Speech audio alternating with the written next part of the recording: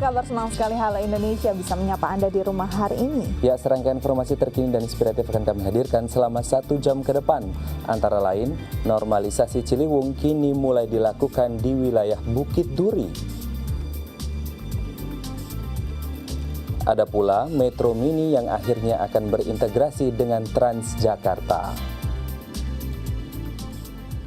Ya, selain itu hari ini Halo Indonesia akan berbincang tentang inovasi video edukatif, selengkapnya dalam segmen bincang.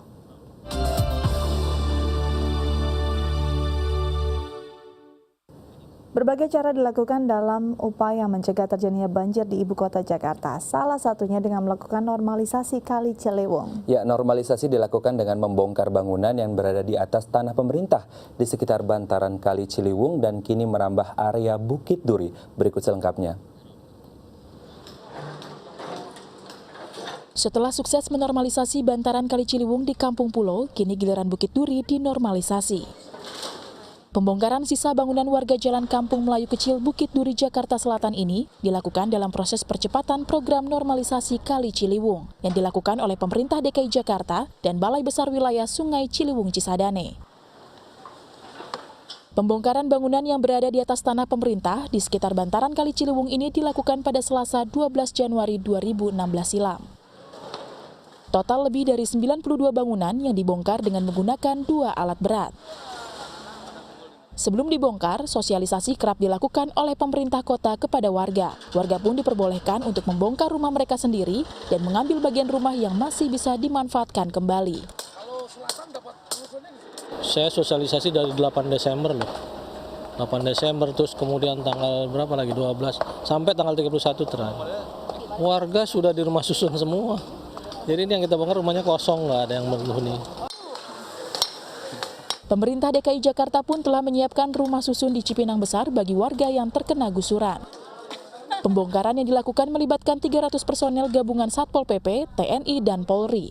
Selain menggunakan alat berat, personil Satpol PP pun melakukan pembongkaran puluhan rumah warga yang berada di gang kecil secara manual. Ini kenapa ini kita prioritaskan? Kalau ini site plan selesai, Kampung Pulo selesai, kemudian kebun baru selesai, lihat aja arusnya kan kencang.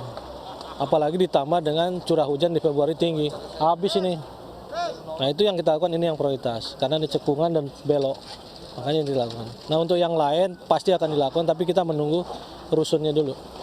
Nah, rusunnya udah selesai, pasar rumput yang mau dibangun ini, ya itu kita masukkan. Percepatan normalisasi bantaran Kali Ciliwung ini diharapkan mampu menjadi solusi banjir Jakarta.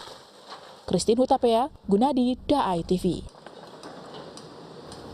Normalisasi bantaran Kali Ciliwung di kawasan Bukit Duri, Jakarta Selatan ternyata juga menggusur sebuah musola yang berada tepat di pinggir Kali Ciliwung.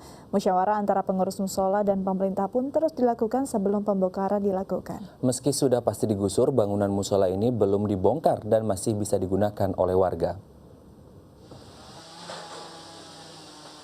Musola Ainin Nas merupakan musola yang berada di Kampung Melayu Kecil, Bukit Duri, Jakarta Selatan. Berada tepat di samping Kali Ciliwung, musola ini menjadi salah satu bangunan yang akan dirobohkan dalam program normalisasi Kali Ciliwung.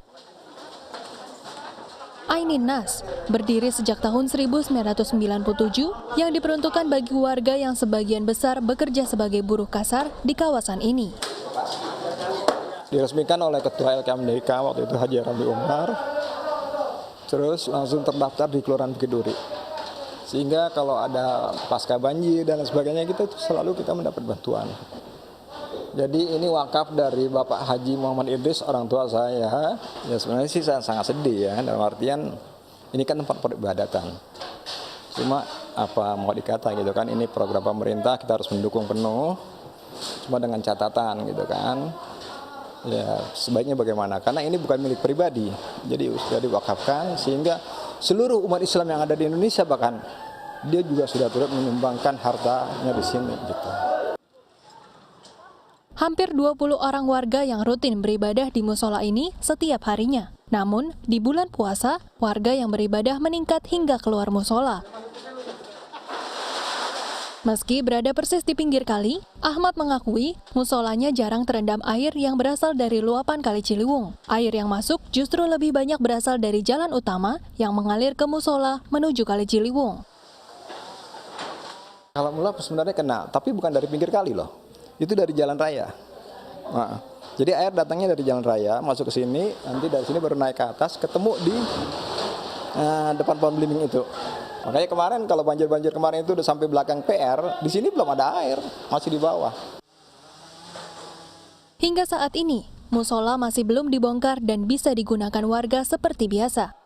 Musyawarah pun dilakukan antara pengurus musola, pemerintah Kota DKI Jakarta, dan Balai Besar Wilayah Sungai Ciliwung Cisadane untuk mencari jalan tengah pemberian ganti rugi ataupun penggantian bangunan musola. Rencananya, setelah mendapatkan biaya ganti rugi, uang tersebut akan dialokasikan untuk perbaikan dan perluasan Masjid Wakaf Keluarga Ahmad. Nah, karena kita lihat juga nih sebagian besar kan sekarang warga kita udah habis nih. Cuma tinggal ya 2-3 rumah lah boleh dikatakan gitu kan. Jadi rencana kita ini selanjutnya dana yang nanti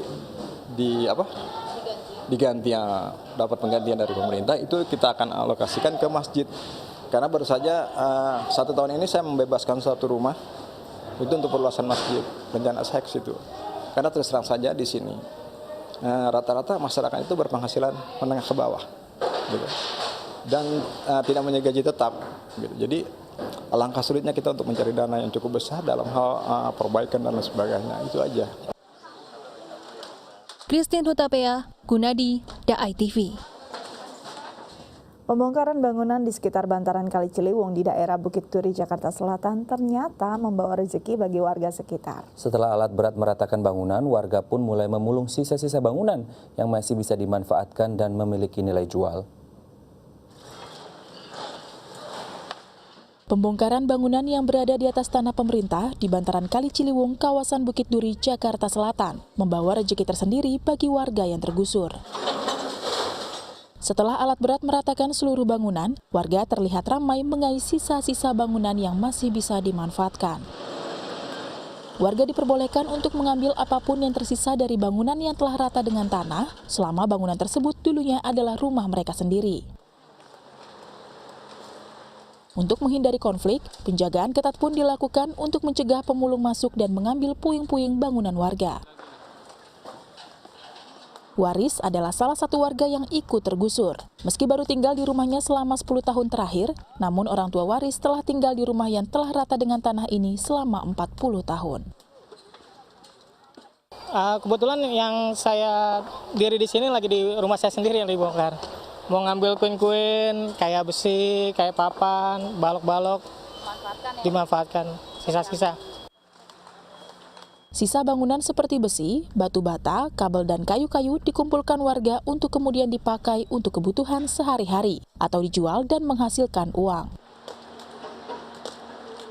Tidak hanya orang dewasa, ibu-ibu, anak-anak, dan orang tua pun turut mengais sisa-sisa bangunan rumah mereka. Pemerintah Kota DKI Jakarta telah menyediakan rumah di Rusun Cipinang Besar yang diperuntukkan bagi warga yang terkena gusuran. Orang tua Waris mendapatkan rumah di Rusun Cipinang Besar sebagai ganti rumahnya yang digusur. Sedangkan Waris mendapatkan rumah di Rusun di Pulau Gebang. Penggantian ini pun dirasa belum sepadan. Kalau menurut saya mah kagak lah, orang bangunan aja setengah mati ngebanguninnya. Harapan saya mah supaya diganti bangunan rumahnya aja. Kalau ada sertifikat tanahnya ya diganti, saya kan lengkap semua. Harus diganti lah kalau bisa, harapan saya mah. Meski dengan berat hati merelakan rumahnya diratakan dengan tanah, warga terlihat ikhlas dan mendukung program pemerintah. Christine Hutapea, Gunadi, DAI TV. Ya, kita beralih ke informasi lainnya pemirsa.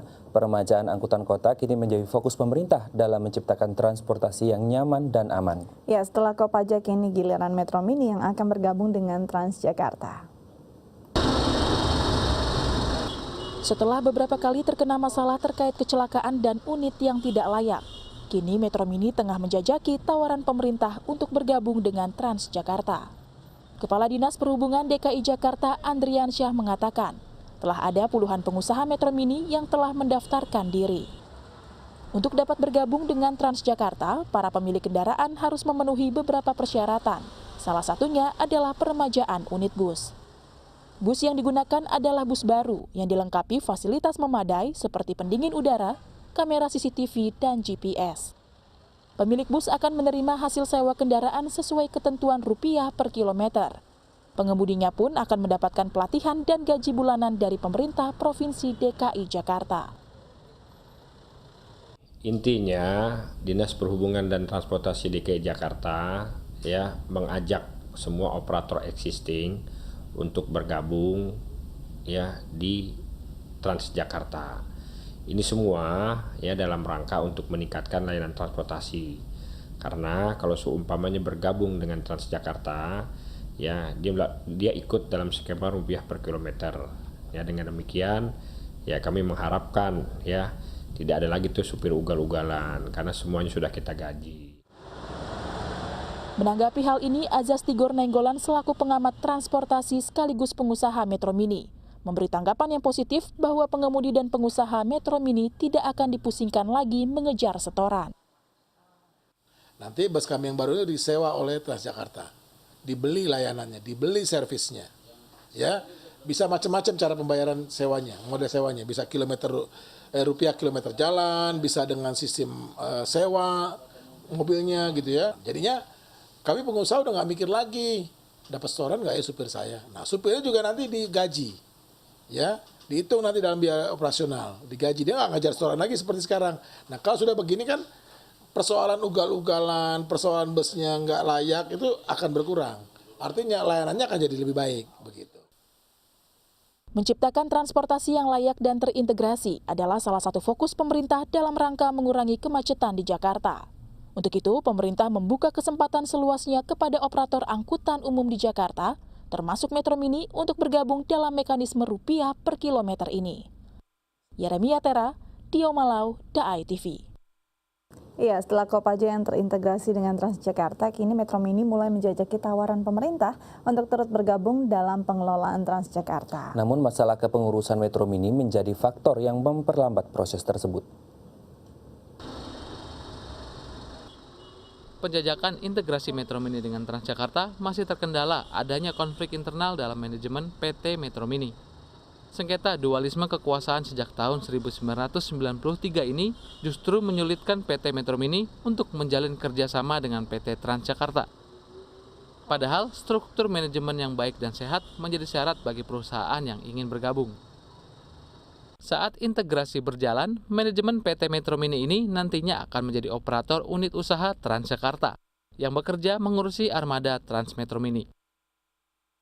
Kita berkontrak kepada organisasi, perusahaan, PT atau koperasi yang jelas. Karena pengoperasionalnya kan itu nanti akan dibiayai oleh PSO. Nah, PSO itu uang siapa? Uang rakyat. Ya otomatis rakyat juga harus tahu. Harus ada jaminan bahwa nanti setelah kita PSO-kan dia bisa meningkatkan layanan transportasinya dengan baik. Dia bisa enggak meremajakan armadanya, dia bisa enggak mengadakan armadanya yang baru, yang aman, yang nyaman, di AC, punya GPS, punya CCTV. Jadi bergabung atau tidak bergabung bukan tergantung kita. Kita sih siap aja, karena dia mampu enggak untuk mewujudkan itu, kan begitu. Azas Tigor Nainggolan selaku pengamat transportasi memiliki pendapat yang sama. Ketertinggalan Metro Mini dengan Kopaja salah satunya disebabkan oleh tidak adanya manajemen yang jelas dalam PT Metro Mini. Karena Kopaja kan pengurusnya ada, jadi dia kalau mau ikut lelang bisa, pengurusnya ikut lelang. Kalau Metro Mini kan pengurusnya tadi saya udah bilang, sejak tahun 1993 udah nggak ada pengurus Metro Mini. Lalu yang di Rawamangun itu Bang, kantor? Nggak ada. Itu dulu kantor yang dulu. Makanya kan berantem, pengurusnya ribut sendiri, sejak tahun 93. Makanya apa-apa sekarang ngurusnya sendiri gitu loh. Nah kalau pengurusnya ada, saya pikir ya nggak berantakan kayak gini Metro Mini. Di gedung yang terletak di Jalan Pemuda Rawamangun, Jakarta Timur inilah dulunya pengurus Metro Mini berkantor. Namun sejak aksi pengerusakan oleh sejumlah massa pada tahun 2013, gedung ini menjadi sengketa. Hal ini membuat kondisi gedung tidak terawat. Bahkan ada beberapa warga yang memanfaatkan gedung ini sebagai tempat usaha. Terus sekarang setelah di bawah penanggung jawabnya Andar Sidabalok, pengacara Metro Mini yang resmi, ya sekarang ya jadi status quo ya begini, kosong. Tapi kita tempatin ya buat ngebengkel buat warung daripada kosong gitu. Pengintegrasian Metro Mini dengan Transjakarta dapat menguntungkan kedua belah pihak. Pendapatan pengusaha akan dihitung dengan skema rupiah per kilometer. Para pengemudi pun akan mendapatkan gaji sebesar 2 hingga 3 kali UMP atau sekitar 6 juta rupiah per bulan. Yeremia Tera, Dio Malau, Dai TV. Ya, pemirsa, selanjutnya kita akan berbincang tentang inovasi video edukatif. Namun setelah jeda berikut, tetap bersama kami di Halo Indonesia.